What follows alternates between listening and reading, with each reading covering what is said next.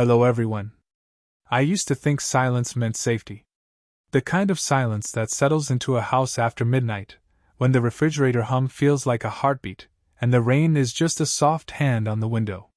That was our normal: quiet rooms, quiet dinners, two phones charging like obedient pets by the bed.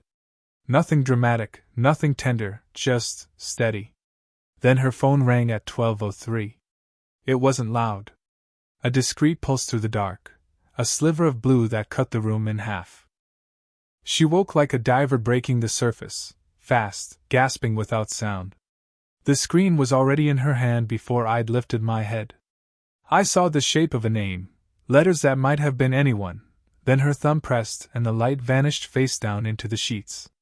"Who was that?" I asked, voice graveled with sleep. "Nothing," she said too quickly. "Work." The word fell between us like a coin that never hit the floor. I lay there listening to the house. Pipes settling. Rain threading itself thinner. Her breathing, forced like she was rehearsing it. After a minute she added, lighter, almost amused, "You're cute when you're suspicious," and rolled to face the wall. The back of her shoulder was a closed door. Morning wore a mask. She hummed while she made coffee, oversugared mine the way she does when she's nervous, and kissed my cheek like we were a photograph of ourselves. Her phone followed her from room to room, tucked into her palm, into the pocket of her robe, into the waistband of her leggings, never more than in arm's reach, never flat on the counter the way it lived yesterday and every day before.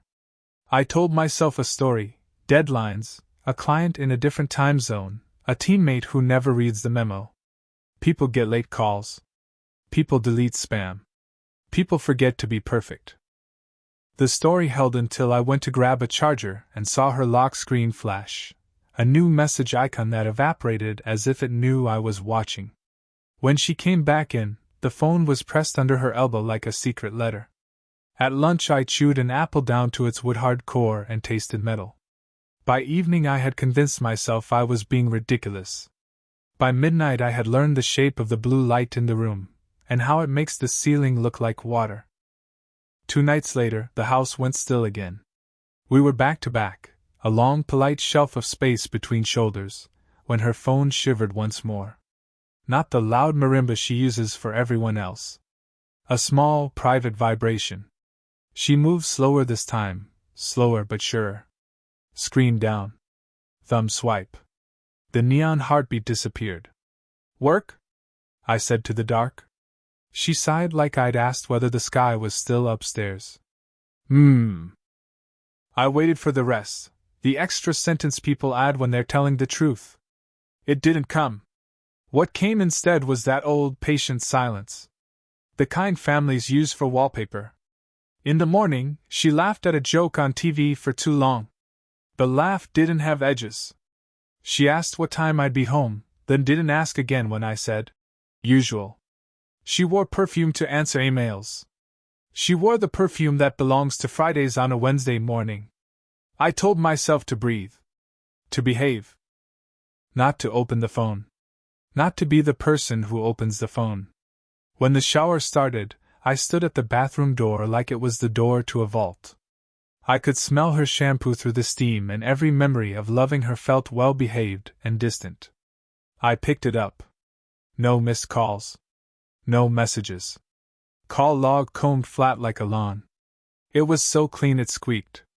I set it down where it had been, exactly the way you set down a sleeping child. In the mirror, my face looked like a witness. That night I decided to do nothing. Doing nothing felt noble, then cowardly, then like holding my breath underwater to prove a point no one would ever grade. I lay awake beside her and counted the spaces between cars on the street outside. At some point I must have slept, because I woke to her standing by the window with the curtain drawn, phone against her chest as if it were fragile and warm. "Cold?"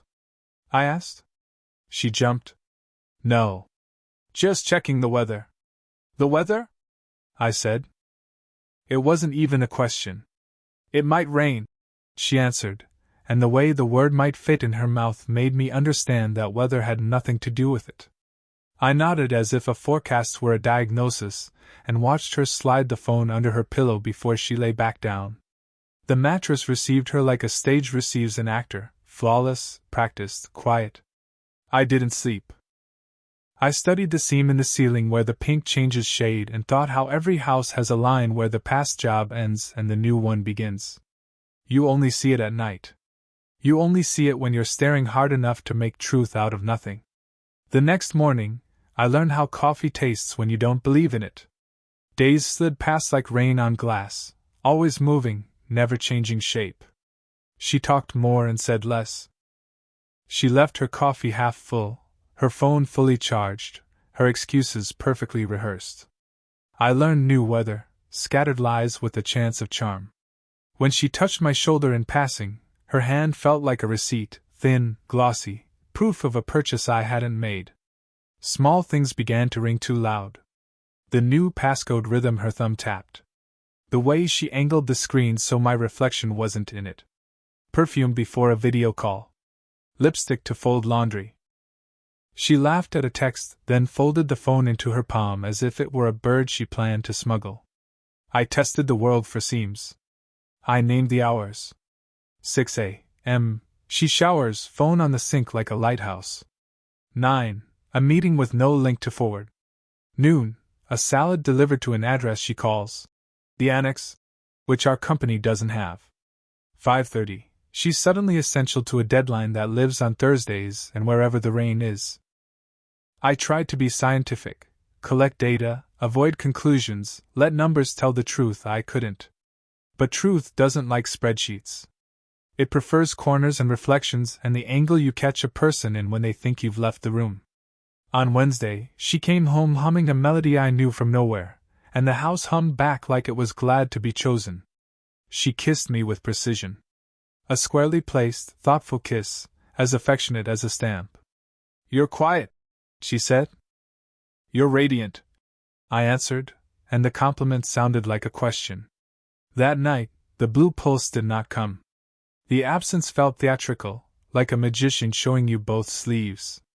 I lay awake anyway, counting the knot rings, tasting that clean, artificial silence, the kind you get after deleting a call log.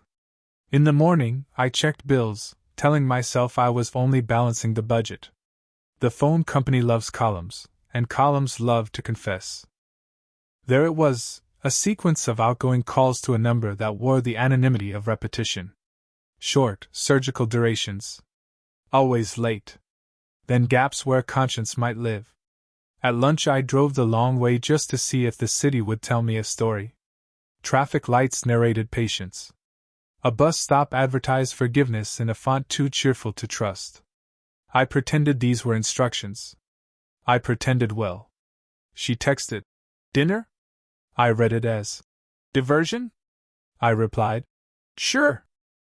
We ate pasta that tasted like a truce. She asked about my day and listened the way you watch subtitles, attentive, but only to keep up. When I asked about hers, she offered plot without scenery, character without motive. I nodded as if the map matched the road. After dishes, she stood by the window and let the blind cords mark her wrist, a barcode scanning a product already sold. I almost told her I loved her just to hear what echo it would make in the new room of us. Instead I said, "Tired?" She said, "Always," with a smile that looked auditioned. Later, the house settled, and I practiced not thinking. I breathed at measured intervals. I listed furniture. I recited birthdays. But the number hid inside all the numbers. It was there in the clock, 012, 047, 103, like a drum teaching my ribs a foreign song. On Friday, I called my own phone from hers, just to prove I could still connect 2 points. My name appeared, ordinary and alive. I stared until the screen dimmed and saw myself reflected, part husband, part detective, part understudy for a role I never wanted. The phone went dark with me inside it, small and exact like truth. Saturday morning arrived with polite light and the smell of rain beginning again. She left early, said something about a supplier and a meeting that couldn't wait. The word meeting had become elastic, stretching to cover whatever shape she needed. I watched her car pull away, taillights blinking like punctuation marks I couldn't read. The house was too still, the kind of still that hums. I made coffee I didn't drink, opened windows I didn't need, waited until the clock hit 10 and the ache in my chest matched the courage in my hand. Then I picked up her phone bill again. The number looked ordinary, just a line of digits wearing indifference. I wrote it on a scrap of paper, like writing a confession backwards. I dialed. One ring, two. A man's voice, smooth, unsuspicious. Hello? My mouth filled with dust. Sorry. I managed. Wrong number. He didn't hang up. He sighed, a slow exhale, the kind people give when they've run out of pretending. She promised she'd be gone by now, he said, quiet, like someone reading the last line of a letter. The words didn't land all at once. They drifted, slow, then buried everything. I stayed there, phone still against my ear, listening to the static heartbeat of an empty line. When I finally moved, the world was louder, the fridge, the street, even my pulse. I called again. Straight to voicemail. The voice greeting was neutral, a stranger's rhythm. I hung up before the beep could accuse me. When she came home, I was still at the kitchen table. She smelled of outside air, and someone else's cologne faintly stitched into her jacket. You're early, she said, startled, then smiled the kind of smile that checks for traps. Wanted to surprise you, I answered. It sounded like both of us were lying. She moved around the kitchen, touching things instead of talking. Keys, glass, countertop, the physical proof of staying. I watched her hand tremble once when she reached for a mug. It wasn't fear, it was calculation. How was the meeting? I asked. Fine, she said too quickly. Productive. I nodded, pretending the word meant anything. The kettle hissed between us, sharp as accusation. She poured water, stirred sugar, the choreography of normal. I might go visit my sister next week, she added casually. She's been asking. The spoon stopped mid-circle. She lives 6 hours away, I said. Exactly, she replied, smiling again, perfect teeth, perfect exit plan. That night, when she slept, I lay awake counting the seconds between her breaths. Sometimes I thought she was awake too, rehearsing an alibi behind closed eyes. At 2 a.m., her phone buzzed once on the nightstand, a small animal twitch. She didn't move. Maybe she wanted me to hear it, to learn obedience to silence. By morning she was gone again, note on the counter, lipstick on the rim of her travel cup. I picked up the phone and pressed the number one more time. Straight to voicemail. This time I listened to the tone until it ended, until the quiet that followed sounded like the rest of my life. Sunday came, gray and thin, a film of weather stretched over the city. I told myself I'd spend the day doing normal things. Laundry, groceries, anything that didn't sound like waiting, but waiting is patient. It builds a home in your chest and rearranges the furniture until suspicion feels like routine. Her absence filled the rooms louder than her voice ever had. The coffee pot hissed alone, the clock refused to hurry, and even the floorboards seemed to creak under the weight of a secret. I tried to remember how long it had been since we'd laughed without checking the time afterward. By noon, I went to the market just to hear other people talk. In the aisle between oranges and excuses, I caught myself texting her, "Do you need anything?" She didn't reply. Not immediately, not hours later. When she finally did, the message was perfect. "No, I'm fine." Meeting ran long. "Love you?" 3 words that should have comforted me but didn't. They felt mailed from someone else's version of her. When she came home, it was dark. She smelled faintly of wine, the good kind we never buy. I asked how the trip went, and she answered with details so rehearsed it sounded like reading aloud. My questions turned to punctuation, small, neat, harmless. We ate dinner side by side, screens glowing. She laughed at something on her phone, eyes sparkling with the kind of joy I hadn't seen in months. I tried to ask what was funny. She locked the screen and said, "Nothing." The word had grown teeth by then. That night, I watched her sleep. Her body turned slightly away, as though even in dreams she was protecting something. The moonlight drew a perfect line between us on the bedspread, a border either of us would cross. In the morning, I decided to stop pretending ignorance was kindness. I followed her car, just once, just to see if the story I'd been telling myself still matched the one outside. Traffic was patient, so was I. She drove without hesitation, turning left where she used to turn right, merging into a lane I didn't know. The GPS of marriage doesn't warn you when you're off the map. It just leaves you staring at the road, hoping the next turn leads home. She parked behind a cafe, the kind with rain-smeared windows and quiet jazz. I watched her through the windshield as she fixed her hair in the mirror. No nervousness, no pause, like she'd done it 100 times. Inside, she chose a corner booth and waited. I counted 3 minutes before a man walked in, tall, neat, the type who smiles with confidence and doesn't need to look around. She smiled back, the same way she used to when I walked through the door after a long day. The kind of smile that said, "There you are," the one I thought belonged to me. They talked easily. He leaned forward. She laughed. Her hand brushed his across the table, casual but electric. I should have felt rage. Instead, there was only a stillness, like the moment before glass breaks. When I got home, I sat in the car for a long time, engine off, rain ticking on the roof like static. I thought about how two people can occupy the same timeline but live in separate films, hers in color, mine in grayscale. That night, she came back later than usual. Wet hair, calm smile. "Traffic," she said. "Must have been," I replied. She didn't ask what I'd done all day. Maybe she already knew I'd seen her. Maybe she didn't care. Either way, we ate in silence. Her fork touched the plate softly, each clink a metronome of denial. The movie of us played on split screens, hers bright and edited, mine stuck on repeat. Monday began the way guilt does, quiet, polite, pretending to belong. She woke first, humming, padding around the kitchen in a robe I'd never seen before. Ivory silk, faint perfume that wasn't ours. She poured coffee, set mine down with the soft authority of someone still performing kindness. "Morning," she said, and the word was steady, trained. I watched her move. Every gesture was efficient, too precise for accident. She wasn't nervous anymore. She was practiced. The rehearsals were over.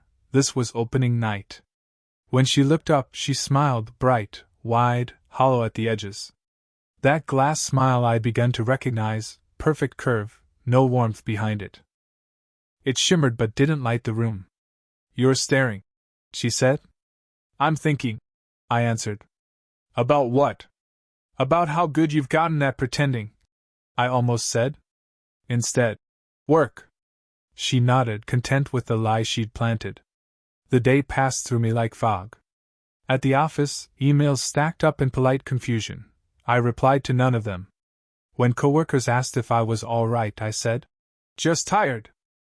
It's amazing how easily people accept exhaustion as explanation for quiet despair. That evening, I decided to speak. Not accuse, just name the silence between us.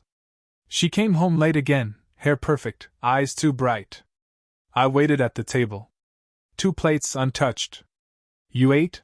she asked. "Waiting for you." "That's sweet," she said. "Long day." She brushed past, set her phone face down. The small click of it meeting the wood was louder than thunder. "Who's Daniel?" I asked. She froze. Not visibly, just one heartbeat too long before answering. "Colleague." "Why?" "He called while you were in the shower last night." She turned, smile still fixed but thinner now. "Then you shouldn't be checking my phone." "I didn't," I said. "It lit up." "That's what phones do," she said, voice smooth. "They light up." I laughed, short and bitter. "You should teach a course on evasion." Her tone hardened. "You're paranoid."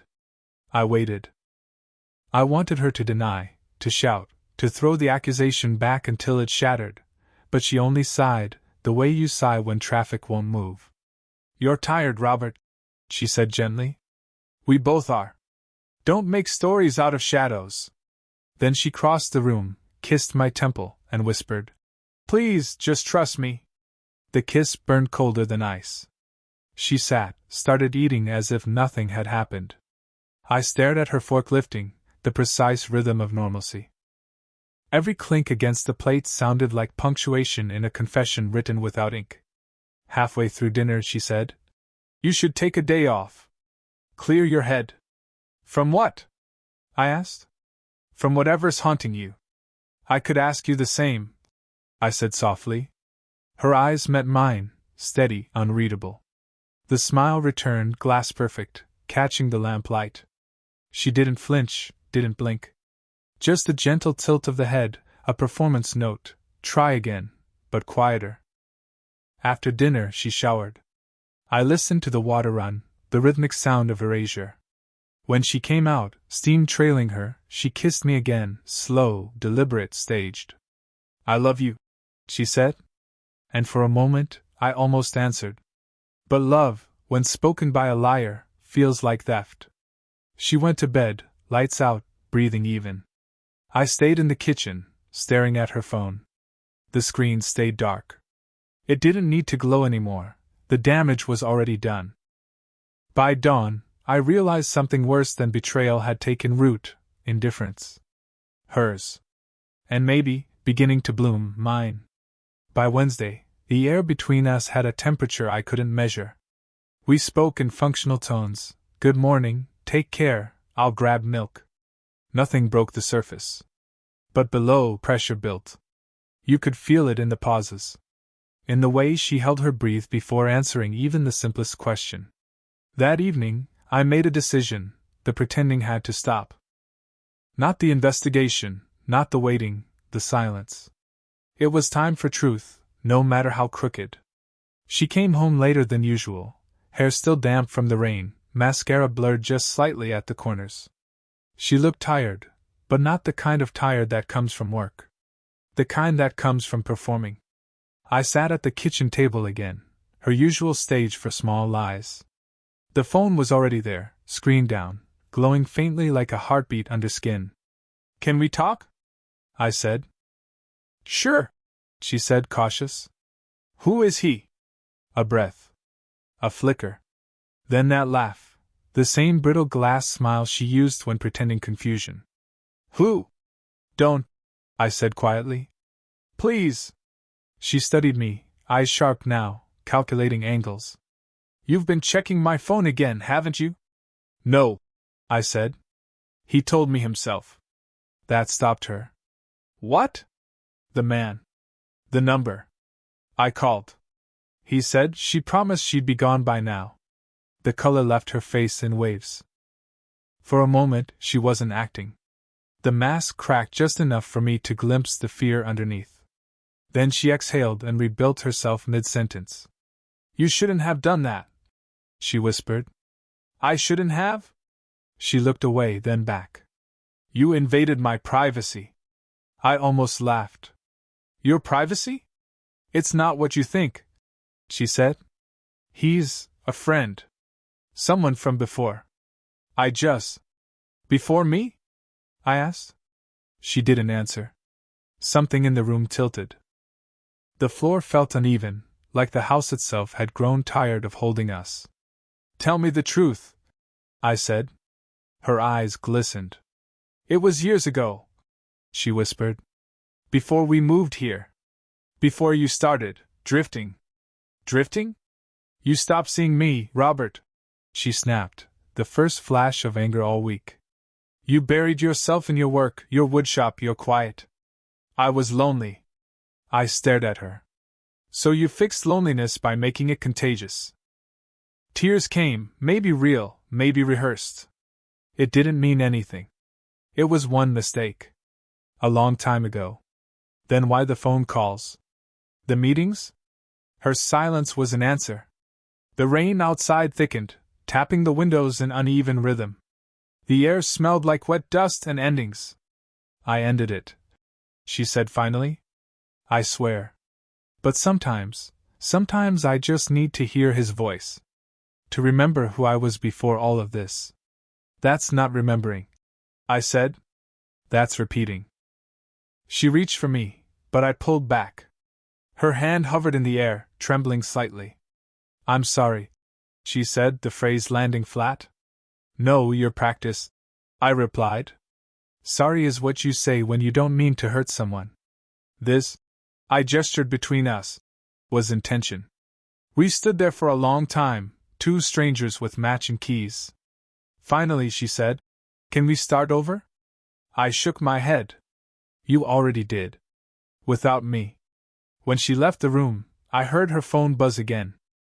This time, she didn't pick it up. It kept ringing, a small ghost refusing to be ignored.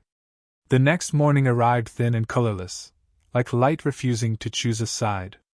She moved through the kitchen in silence, hair pulled back, sleeves rolled to her elbows, the posture of someone determined to act normal. I poured coffee, but she didn't take hers. The clink of the spoon against the cup sounded like gunfire in a church. Neither of us mentioned the night before. We didn't have to. The argument still lived in the air, clinging to the walls, humming under the appliances. We spoke about logistics instead, bills, laundry, groceries, as if naming practical things could exorcise emotional ones. Did you pay the internet? She asked. I did.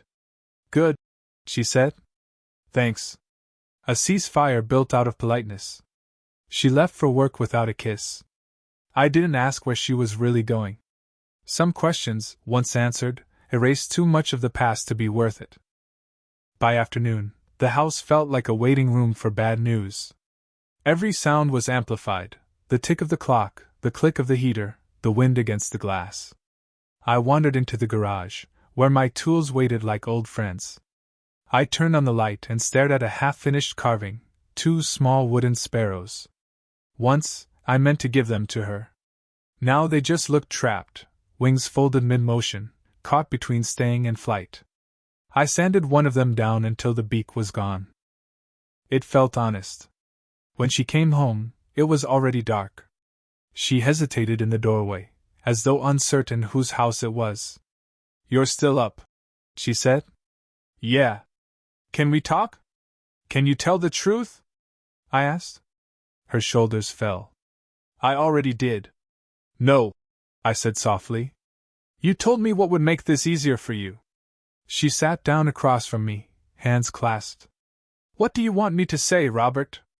That I'm a terrible person? That I ruined everything? Fine. I did. She was crying again. But I'd stopped believing in tears the same way I'd stopped believing in the weather forecast. Too many false alarms. I just want you to feel something, I said. I do, she said. You think this doesn't hurt me? Hurt you? I laughed quietly. You're the one who gets to choose when to lie and when to stop. We sat there, two statues rehearsing emotions we no longer owned. After a while, she whispered, Do you want me to go? I didn't answer immediately. I thought about the bed upstairs, the indentation of her body beside mine, the years of shared mornings, inside jokes, unspoken habits. Leaving would make it real. Staying would make it permanent. I don't know, I said finally. She nodded, wiped her eyes, and whispered, Then I'll stay. For now. That night we slept back to back, a canyon of blankets between us. I stared into the dark and thought about how wars don't end, they just quiet down until the next spark. In the middle of the night, I woke to the sound of her phone vibrating softly on the dresser. The light flickered once, then went dark. She didn't move. Maybe she was waiting for me to ask. Maybe I was waiting for her to answer. Neither of us did. By Thursday, the house felt like an echo. Her footsteps came and went. My voice didn't bother following. We'd both grown fluent in avoidance, the small talk of strangers pretending to share a life. I moved through rooms like a ghost rehearsing old gestures, pouring 2 coffees out of habit, setting down a second plate, then sliding it quietly back into the cabinet. That evening, she came home earlier than usual. No makeup. No perfume. Her hair undone. She looked human again, almost familiar. For a moment, I almost pitied her. I called him. she said softly, before I could even open my mouth. Daniel? She nodded. It's over. For real this time. The words landed like broken glass, sharp, meaningless. You already said that, I replied. I mean it now. You meant it before, too. She sighed, rubbed her temples. I don't know what you want from me, Robert. I'm trying. No, I said. You're performing trying. There's a difference. The kitchen light hummed faintly above us. I could see the fatigue in her, the way guilt rearranges someone's face, softens the edges, turns them into their own shadow. Finally, she said, Then tell me what you want. Tell me how to fix it. I looked at her for a long time. Her eyes were red, not from tears but from sleeplessness. I could tell she'd spent the day building this apology, line by line, the way a child builds a paper boat and prays it floats. I want peace, I said. Then let's start over. I shook my head. No. Peace doesn't start. It arrives when the war is finished. And ours isn't. She opened her mouth, closed it, then whispered, I still love you. I almost believed her. But love, once fractured, reflects light differently. It bends it, twists it until it doesn't warm you anymore. I loved you, I said quietly. That version of you. The one who didn't need to lie to breathe. She cried then, quietly, hopelessly. For the first time, I didn't reach for her. Not out of cruelty, but out of understanding. You can't rescue someone from a fire they keep walking into. We sat like that for a long time. Eventually, she said, Do you want me to leave? I nodded. Slowly. I think I do. She didn't argue. She didn't plead. She stood, wiped her face, and went upstairs. The sound of a suitcase unzipping was the softest ending I'd ever heard. When she came back down, she looked at me one last time. Her voice cracked on a whisper. I'm sorry I wasn't enough. You were, I said. Just not honest. The door closed behind her. The house exhaled. I stood there, surrounded by the hum of appliances, the smell of rain sneaking through the open window, and the faint imprint of her perfume fading into air. On the table, her phone buzzed once, then stopped. I didn't check it. For the first time, I didn't need to. There was nothing left to find. That night, the silence felt different, not empty, but earned. The kind of silence that follows truth, not lies. When I finally slept, it was deep, dreamless, and merciful. It's been 3 weeks since she left. The house is quieter, but not in the way I expected. It's not the silence of loss, it's the kind that follows a long storm, when the air is too tired to move. I still catch myself setting 2 cups on the counter in the morning. The muscle memory of marriage doesn't vanish, it just becomes unnecessary. Her side of the closet is empty, except for one forgotten scarf. It still smells like her perfume, soft, floral, haunting. I should throw it away, but some ghosts deserve a corner to rest in. I've stopped asking why. Betrayal doesn't explain itself, and even if it could, I'm not sure the answer would help. What matters now is that I can breathe without waiting for a lie to drop. I don't check my phone in the middle of the night. I don't listen for footsteps that never come. Last week, I went back to the cafe. The same table. The same rain against the window. She wasn't there, of course. But I sat for a while, just to see what it felt like to occupy the space where the truth finally lived. It wasn't anger that filled me, it was relief. Like finding solid ground after mistaking water for land. I've learned that love isn't just trust, it's risk. You hand someone the sharpest parts of yourself, and hope they don't turn them into weapons. Sometimes they do. But even then, it's better to have been cut by something real than caressed by something false. If she ever reads this, I hope she's found the version of herself that doesn't need to lie. And I hope I never lose the version of me that finally stopped listening to ghosts. If you made it this far, thank you for staying through the storm with me. If you've ever been where I was, confused, small, waiting for honesty, just know, peace does come back. Not all at once, not cleanly, but it returns soft as the rain that once hid your tears. Take care of your truth. It's the only thing that survives the wreck. Good night, everyone. If this story meant something to you, leave a like or a comment below. Sometimes, even strangers can remind us that healing is possible. End of story.